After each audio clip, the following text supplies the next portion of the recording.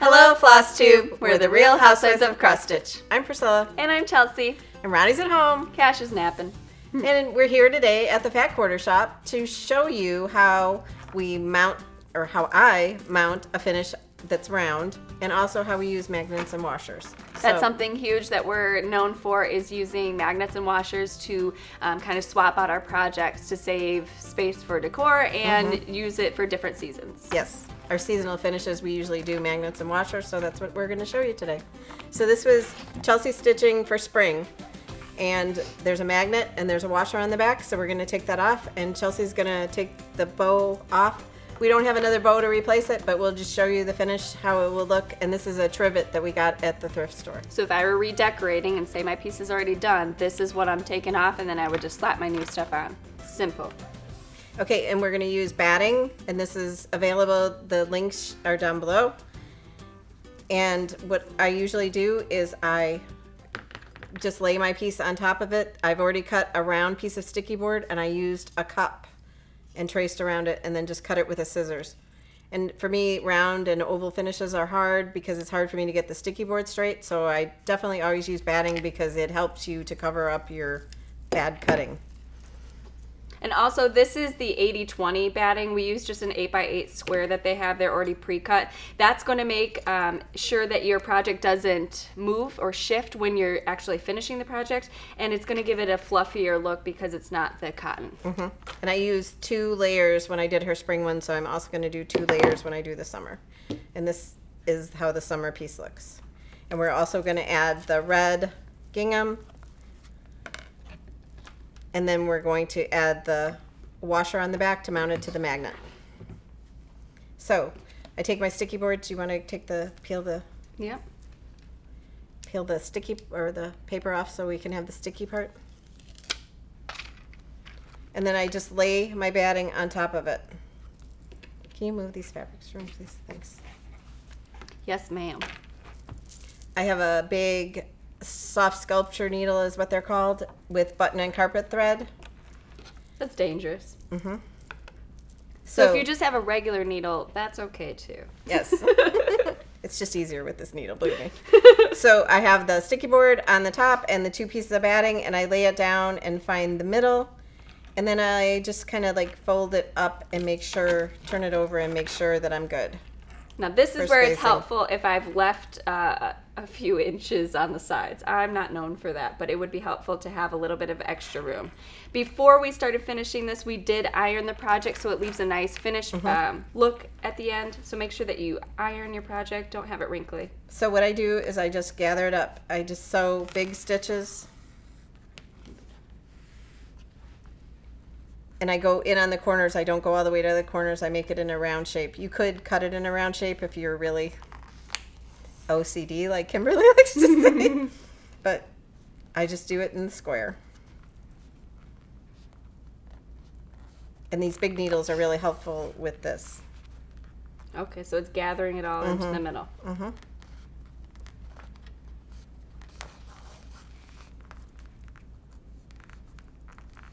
And then go like 1 stitch into where you already started.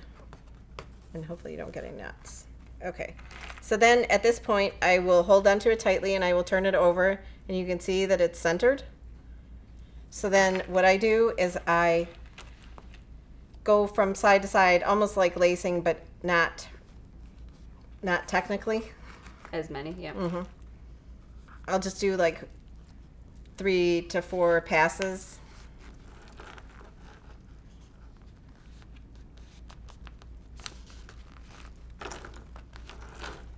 And just pull it really tight. And I use button and carpet thread. I'm not sure if button and craft thread, not carpets. So it's a little bit stronger, so I can pull it tight. And this can be as neat as you wish it to be. I mean, if you're looking at this and like, oh my goodness, you could make these straight, but nobody's going to see the back of our project. So if you want to take the extra time to do that, by all means. If you have a lot of things to do, this works just as well. Okay, so there it is. And if I'm at home, I'm going to take the glue gun and I'm going to go underneath all this. This glue gun tip is really thick, so I'm just going to go under where I can get it. Okay. Just so it has a little bit to hold it, to make sure that it's not going to go anywhere.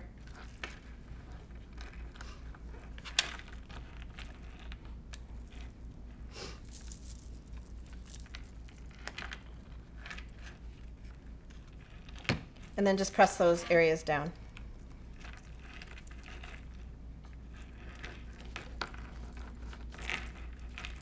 Okay, so this is going to go on there, but first we're going to add some trims.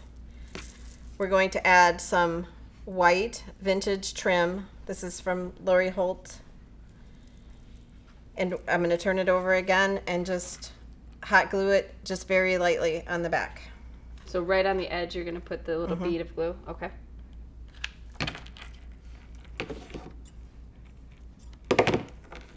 There was a little bit of tape. So you just want like the little points of it sticking out.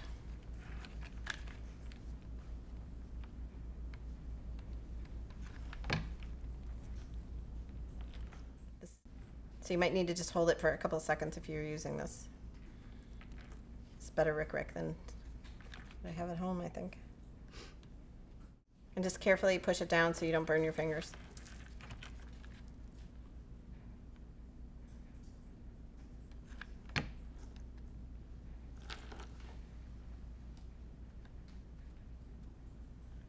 If you want to rip me a piece of 1-inch red gingham while we're doing this. All right, so to rip gingham, any piece of fabric, if you haven't ripped it before, you're first going to do kind of a test strip to get the fabric even. So I cut 1 inch off of it.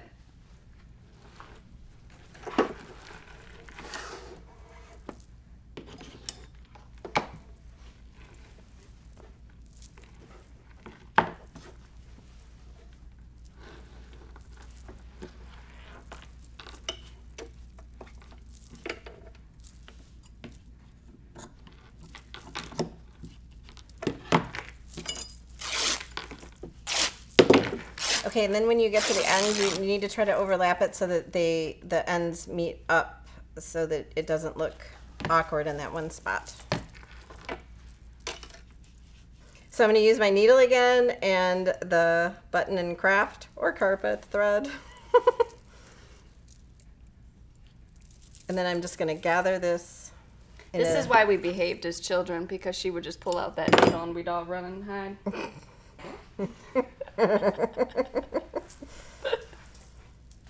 She's bad. Someday she's going to have paybacks, right? I just gather it in big stitches. It's not perfect by any means, but it looks cute when it's finished. And just a back and forth motion on the fabric.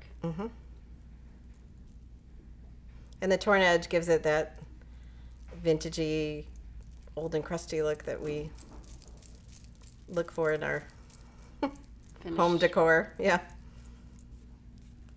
It's a good thing that's in style. Can you imagine if it wasn't?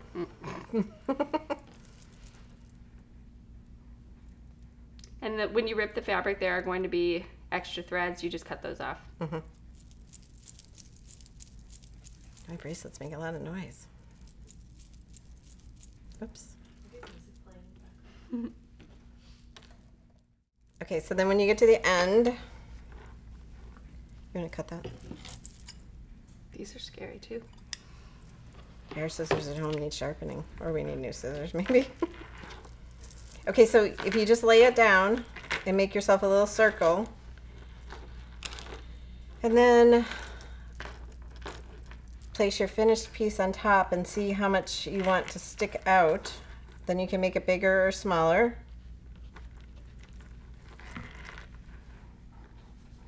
Just by loosening the gathers.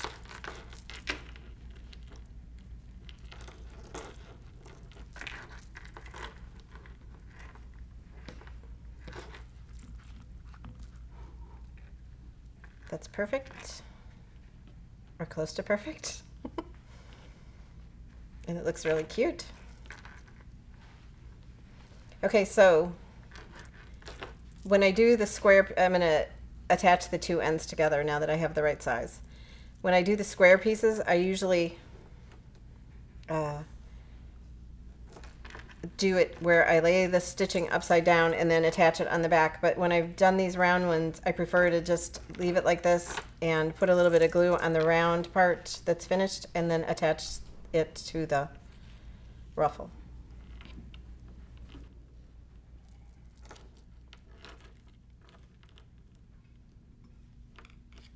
So quiet in here.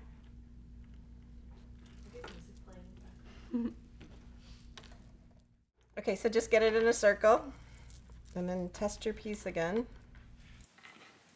and mess with it so that you get it to where it looks even on all the sides.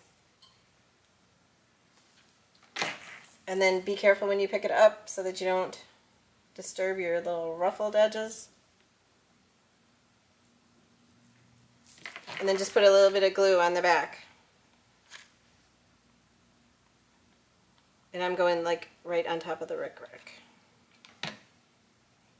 When you flip this over, don't burn yourself. Just lay it right down on top. And while the glue is still wet, you have time to pull areas out or push areas in, whatever you need to do. Yeah, you just want to make sure it's even on all the sides. Mm-hmm.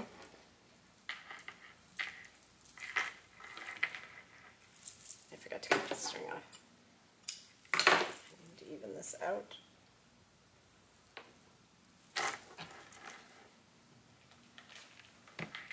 And then you can go to the back, and if there's any places that you need to, that you feel like you need to tack it down with the glue, you can do that. But there it is.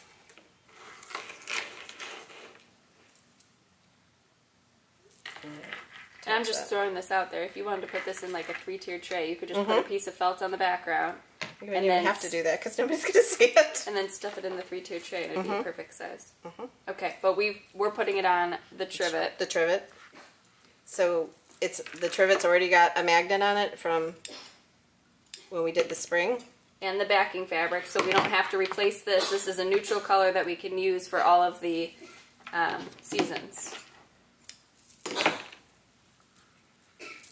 And we've got big magnets and washers. So these... Okay, so we already have a magnet, so we don't need a magnet on this one, but we are going to attach a washer to the very back.